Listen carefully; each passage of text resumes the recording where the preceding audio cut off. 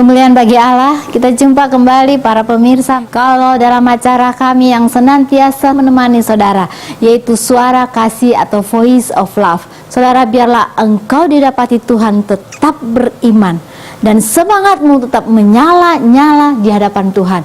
Hari ini ada Bapak Lukas yang akan melayani kita dengan satu judul yang indah, yaitu Yang Hilang dan Ditemukan. Mari kita ikuti acara ini bersama-sama. Siapkan hati dan pikiran saudara. Shalom para pemirsa yang saya kasihi di dalam Tuhan Yesus Kristus. Hari ini firman Tuhan berjudul Yang Hilang dan Ditemukan. Saudara sekalian, sebelum kita bersama-sama menyimak kebenaran firman Tuhan, mari kita berdoa minta pimpinan Roh Kudus.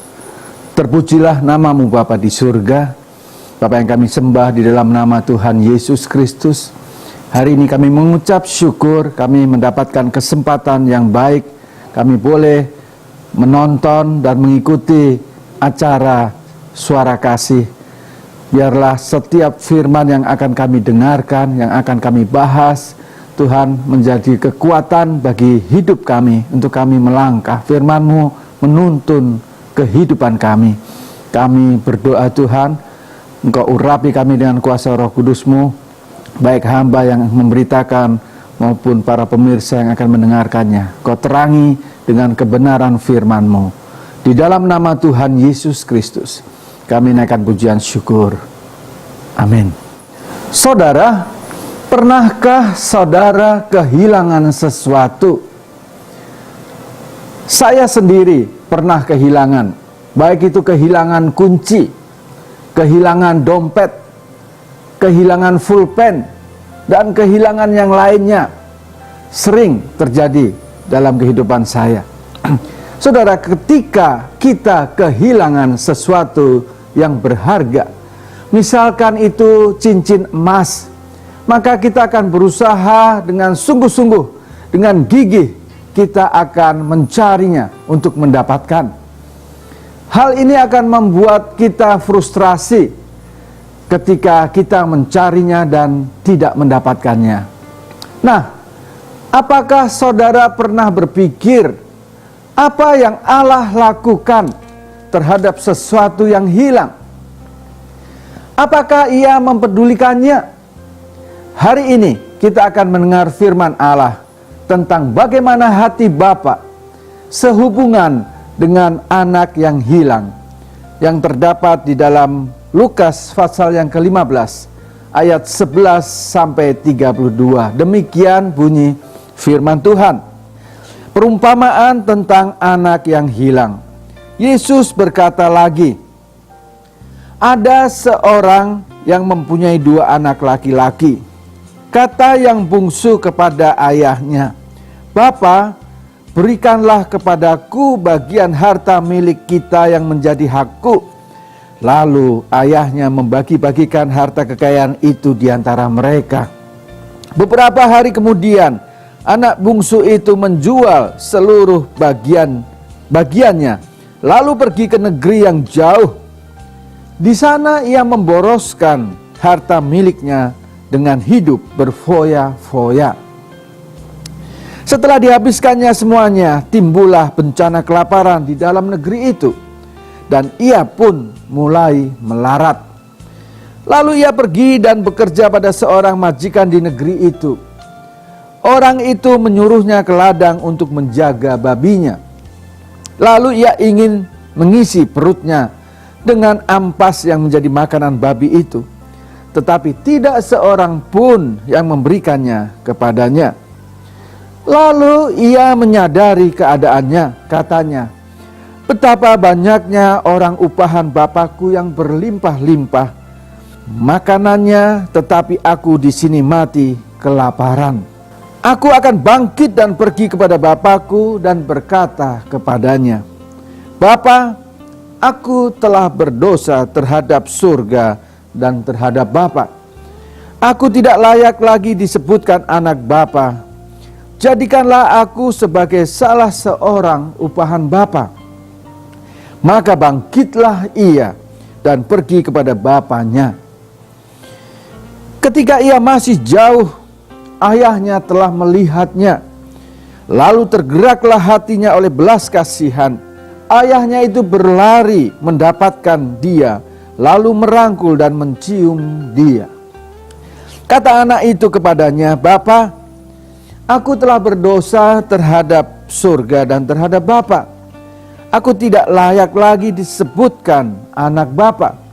Tetapi ayah ini berkata kepada hamba-hambanya, "Lekaslah bawa kemari jubah yang terbaik.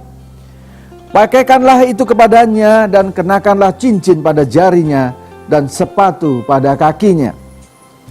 Dan ambillah anak lembu tambun itu, sembelihlah dia, dan marilah kita makan dan bersukacita. Sebab anakku ini telah mati dan menjadi hidup kembali. Ia telah hilang dan didapat kembali." Maka mulailah mereka bersukaria. Tetapi anaknya yang sulung berada di ladang, dan ketika ia pulang dan dekat ke rumah, ia mendengar bunyi seruling dan nyanyian tari-tarian. Lalu ia memanggil salah seorang hamba dan bertanya kepadanya, "Apa arti semuanya itu?" Jawab hamba itu, "Adikmu telah kembali dan ayahmu telah menyembelih anak lembu tambun, karena ia mendapatkannya kembali dengan sehat." Maka marahlah anak sulung itu dan ia tidak mau masuk. Lalu ayahnya keluar dan berbicara dengan dia. Tetapi ia menjawab ayahnya, katanya, "Telah bertahun-tahun aku melayani Bapa, dan belum pernah aku melanggar perintah Bapa. Tetapi kepadaku belum pernah Bapa memberikan seekor anak kambing untuk bersukaria dengan sahabat-sahabatku. Tetapi baru saja datang anak Bapa yang telah memboroskan harta kekayaan Bapa bersama-sama dengan pelacur-pelacur. Maka Bapa menyembelih anak lembu tambun itu untuk dia." Kata ayahnya kepada anaknya, "Anakku, engkau selalu bersama-sama dengan aku, dan segala kepunyaanku adalah kepunyaanmu. Kita patut bersukacita dan bergembira, karena adikmu telah mati dan menjadi hidup kembali. Ia telah hilang dan didapat kembali." Berpikir tentang kembalinya anak bungsu ke rumah bapaknya merupakan suatu kisah tentang kembalinya seorang berdosa kepada Allah. Hal ini tidak hanya menunjukkan apa yang Allah perbuat, akan tetapi juga menggambarkan sifat Allah yang kita sembah, Allah yang kita layani. Kisah ini menunjukkan betapa kasih dan pengampunan Allah terhadap umatnya. Ada beberapa hal yang menjadi pelajaran bagi kita dari kisah ini. Yang pertama, Allah memberi kebebasan kepada manusia. Sekali lagi, Allah memberikan kebebasan kepada manusia. Ayah ini memberikan izin. Ayah ini meluluskan permintaan anak bungsunya untuk pergi meninggalkannya ketika ia menghadap kepadanya tanpa ragu-ragu. Ia tidak membiayai perjalanannya. Hal ini dilakukan karena ia begitu mengasihi anaknya. Hal ini dapat kita ketahui bagaimana reaksi ayahnya ketika anak bungsu ini kembali ke rumah bapa. Ia tidak mengusirnya, tetapi memanggilnya pulang kembali. Nah, timbul pertanyaan dari kita. Mengapa bapak ini membiarkan anaknya pergi? Mungkin kita bertanya juga, mengapa Allah membiarkan kita berbuat dosa? Mengapa Allah membiarkan kejahatan terjadi, kejahatan berlangsung? Ayah di dalam kisah ini menggambarkan Allah yang maha kuasa. Allah dapat melakukan apa yang ia kehendaki. Tentu Allah dapat menghalang-halangi kejahatan berlangsung. Seperti ayah di dalam kisah ini dapat melarang anak bungsunya pergi. Allah tidak melakukan semuanya itu karena Allah memberikan kehendak bebas kepada kita manusia. Manusia diberikan keleluasaan untuk memilih kehendaknya sendiri. Ketika Allah menciptakan manusia pertama di Taman Eden, Ia memerintahkan kepada Adam dan Hawa, semua pohon yang ada di taman ini boleh engkau makan buahnya, kecuali pohon yang ada di tengah-tengah taman, yakni pohon pengetahuan baik dan jahat. Jangan engkau makan buahnya, karena pada saat engkau makan, engkau akan mati. Ternyata Hawa tergoda oleh ular yang licik itu. Ular itu mengatakan, sekali kamu tidak akan mati.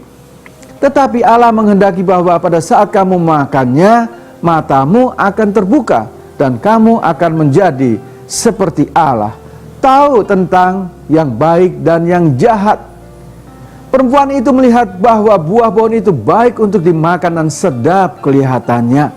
Lagi pula pohon itu menarik hati karena memberi pengertian. Lalu ia mengambil buahnya. Dimakannya buah itu dan diberikan juga kepada suaminya yang bersama-sama dengan dia. Dan dikatakan oleh firman Tuhan, suaminya pun memakannya. Nah, timbul pertanyaan pada kita, kalau Allah Maha Tahu, mengapa Ia membiarkan Adam dan Hawa jatuh di dalam dosa melalui buah yang dia makannya? Ya, memang Allah Maha Tahu. Dia tahu apa yang akan terjadi di kemudian. Akan tetapi di sisi lain, Allah juga Maha Adil. Ia memberikan kepada manusia kehendak bebas. Ia tidak menciptakan manusia seperti robot yang hanya menurut perintah yang mengendalikannya. Inilah karunia yang Allah berikan kepada manusia karena kasih-Nya. Manakala kita mendekat kepada Allah, Ia akan berkenan akan tetapi. Manakala kita menjauh dari hadapannya, kita akan menanggung resikonya.